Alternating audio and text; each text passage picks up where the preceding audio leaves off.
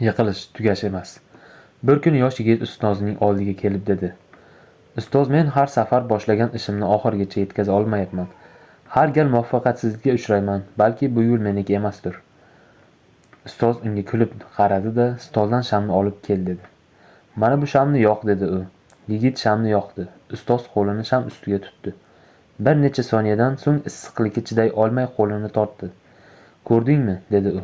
"Issiq menga og'riq berdi, lekin men shamni yondirishdan voz kechmadim. Chunki shamning ishi yonish." "Sen ham shunday bo'l", davom etdi ustoz. "Hayot seni issiq sinovlar bilan siylaydi. Agar har gal og'riqdan qo'rqib orqaga chekinsang, hech qachon o'zingni ko'rsata olmaysan."